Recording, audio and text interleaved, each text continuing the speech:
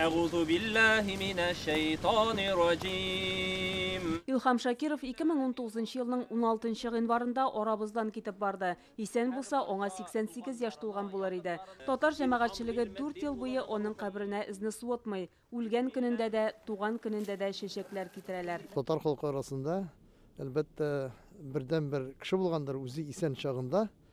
Аңа төрле милләт вәкилләре дә, үз милләт вәкилләребез дә аңа бөек кеше дип, бөек шәхес дип әйтәләр. İlham abi безнең өчен бөек җырчы. Ул безнең өчен җырчы да, коллега да, үрнәк тә.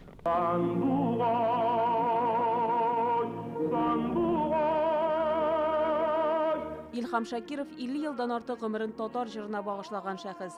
Баритон тембрына ия җырчының халыкка бай мирасы калды. Мин ихлас күңелемнән тордым да бүген барып кайтмәлем әйтәм Илһам абый яна, Әлфия апа яна. Алар миңа юл күрсәткән кешеләр, легендар җырчылар.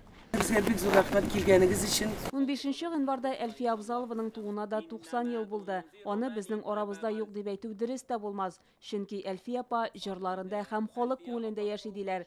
Бүген аны искә алырга якыннары җыелды. Безнең яшьлек елларыбыз үсмер вакыттан алып инде үзебезнең җыр-моңга гашык булган вакыттан алып Илһам абый белән Әлфия апа рухында тәрбияләндек. Безнең бүген аларның иҗаты чәчәк аткан чорга туры килде. Без алар җыры белән үстек һәм шушы моңнар белән без яшибез. Әлфия апа белән һәм Илһам абый белән миңа Габдулла Тукай исемендәге Татар дәүләт филармониясендә 39 ел бергә эшләргә насыйп булды һәм шушы чорны, шушы дәверне дип әйтик, мин бәхетле елларым дип саныйм. Быел Әлфия Абзалова истәлегенә бик күп чаралар планлаштырылган. Апрельнең ахырында или май айларында зур матур концерт ясыйбыз.